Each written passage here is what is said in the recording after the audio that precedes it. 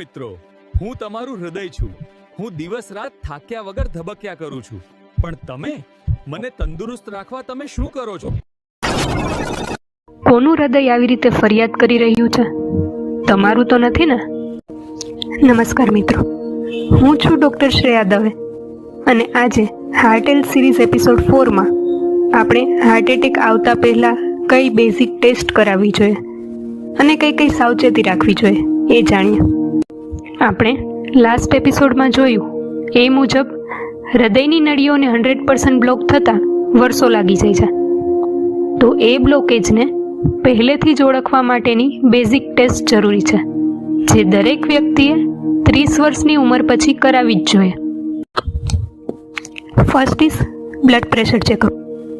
High BP, hypertension એ હૃદયને નુકસાન કરતું એક મહત્વનું પરિબળ છે, માટે બીપી રેગ્યુલરલી ચેક કરવું જોઈએ. સેકન્ડ ઇઝ લિપિડ પ્રોફાઇલ, જે હૃદયની નળીઓને બ્લોક કરતી ચરબી એટલે કે કોલેસ્ટ્રોલ અને ટ્રાઇગ્લિસરાઇડનું લેવલ ચેક કરે છે. Third is very important, FBS and HbA1c. FBS એટલે ફાસ્ટિંગ બ્લડ સુગર. ભૂખ્યા પેટે લોહીમાં સુગરનું પ્રમાણ ચેક કરવું. અને HbA1c એ લાસ્ટ 3 મંથ્સનું સુગર લેવલ બતાવે છે.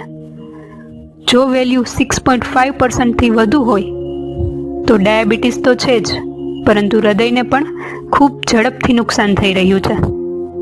ઘણીવાર લિપિડ પ્રોફાઇલ નોર્મલ હોવા છતાં પણ હાર્ટ એટેકનું રિસ્ક વધારે હોય છે, જે LPA એટલે કે લાઇપોપ્રોટીન A ટેસ્ટની મદદથી ઓળખી શકાય છે. ખાસ કરીને જેમને ફેમિલી હિસ્ટ્રી છે એમના માટે ખૂબ ઇમ્પોર્ટન્ટ ટેસ્ટ છે. ઇન્ડિયન પોપ્યુલેશનમાં 20% એટલે કે 5માંથી 1 વ્યક્તિને LPA હાઈ હોય છે, એટલે કે શરીર જ કોલેસ્ટ્રોલ વધારે બનાવતું હોય છે. આ સિવાય પણ ડૉક્ટરની સલાહ મુજબ ECG, ઇકો, TMT એટલે કે stress test, CT coronary calcium score વગેરે ટેસ્ટ કરાવી શકાય છે અને અર્લી સ્ટેજમાં જ બ્લોકેજને ઓળખી શકાય છે, જેનાથી પહેલાં જ જરૂરિયાત મુજબ યોગ્ય ટ્રીટમેન્ટ લઈ શકાય. હવે સૌથી મહત્ત્વનો part, prevention. Because prevention is always better than cure. First, avoid direct toxins like smoking, alcohol, tobacco. ધૂમ્રપાન અને તમાકુ એ બ્લોકેજની સ્પીડ ખૂબ વધારી દે છે. જો 40 વર્ષે એટેક આવવાનો હોય તો 35 વર્ષે આવી જાય છે. Avoid too much caffeine. દિવસમાં 1 થી 2 કપ કરતાં વધારે ચા કોફી અવોઇડ કરો, કેમ કે કેફીન એ બ્લડ ક્લોટિંગ વધારે છે. Then most important, food habits. Cholesterol એ મુખ્યત્વે એનિમલ પ્રોડક્ટ્સમાં હોય છે, એટલે કે નોનવેજ અને મિલ્ક પ્રોડક્ટ્સમાં. માટે નોનવેજ અને ફેટવાળું દૂધ અવોઇડ કરો. એ જ રીતે વેજીટેરિયન્સ માટે કોલેસ્ટ્રોલનો ભાઈ ટ્રાઇગ્લિસરાઇડ છે, જે દરેક પ્રકારના તેલ અને ઘીમાં હોય છે.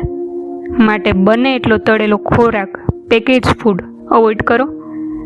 અને હા, સર્વે મુજબ ગુજરાત એ ભારતમાં સૌથી વધારે હાર્ટ એટેકના દર્દીઓ ધરાવતા રાજ્યોમાંનું એક છે.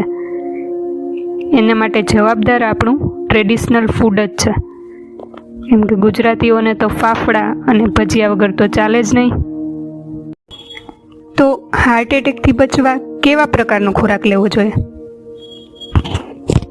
લો ફેટ ડાયટ, લીલા શાકભાજી, ફ્રેશ ફ્રૂટ, એપલ, પપૈયા, સંતરા, ગ્વાવા વગેરેનો સમાવેશ કરવો જોઈએ. ઘઉંની રોટલીની બદલે રાગી, બાજરો, જ્વાર, ઓટ્સ વગેરેનો ઉપયોગ કરવો જોઈએ. દાળ, મસૂર દાળ, ચણા દાળ, રાજમા, મગ વગેરે કઠોળ ખાવા જોઈએ. રાત્રે ખીચડી, સૂપ વગેરે હળવું જમવું, જેનાથી ઊંઘ પણ સારી આવે. અને પાણી જેમ બને તેમ વધારે પીવું, જે શરીરમાંથી નકામો કચરો કાઢવામાં મદદ કરે છે. ફૂડ પછી સૌથી મહત્ત્વની છે sleep. Good sleep is best healer. કોઈ પણ બીમારીને હીલ કરવા માટે સારી 7 થી 8 કલાકની ઊંઘ જરૂરી છે. Less amount of sleep or improper sleep cycle એના લીધે લાંબા ગાળે શરીરમાં ઘણી સમસ્યાઓ ઊભી થાય છે. ધેન મોડર્ન જમાનાનો સૌથી મોટો દુશ્મન ક્રોનિક સ્ટ્રેસ. સ્ટ્રેસથી શરીરમાં સિમ્પેથેટિક સિસ્ટમ ઓન થાય છે અને હીલિંગ બંધ થઈ જાય છે. Every day 30 to 35 minute walk કરો, ડીપ બ્રીથિંગ, મેડિટેશન, યોગા કરી શકો છો. અને હા, outdoor walking is the best. Nature સાથે રહો. અને જો તમારી જોબ કોમ્પ્યુટર પર જ છે, બેઠાડું જીવન છે, તો 30 મિનિટ રૂલ રાખો. દર 30 મિનિટે એકવાર ઊભું થઈ થોડું વોક કરવું. આ ઉપરાંત ડાયાબિટીસ, હાઇપરટેન્શન વગેરે માટે ટ્રીટમેન્ટ ચાલુ હોય તો નિયમિત દવાઓ લેવી, ડૉક્ટરની સલાહ વગર દવાઓ બંધ ના કરવી કે બદલવી નહીં. આ બધી જ કાળજી રાખવાથી હાર્ટ એટેકથી તો બચી જ શકાશે, પરંતુ સાથે સાથે diabetes, high BP, obesity, cholesterol આ બધું જ કંટ્રોલમાં આવી જશે.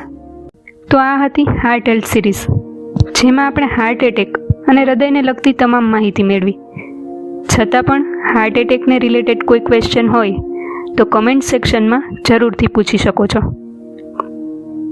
હવે નેક્સ્ટ વિડીયોમાં સ્ટ્રોક, બીપી, ડાયાબિટીસ વગેરેને લગતી તમામ માહિતી મેળવીશું. જો હાર્ટ સિરીઝ ઉપયોગી લાગી હોય તો તમારા લવ્ડ વન્સ સાથે શેર અવશ્ય કરજો. ક્યારેક કોઈની લાઈફ આપણા એક શેરથી બચી શકે છે. ચલો ત્યારે મળીએ next time. Until then, stay healthy, stay happy. Bye bye.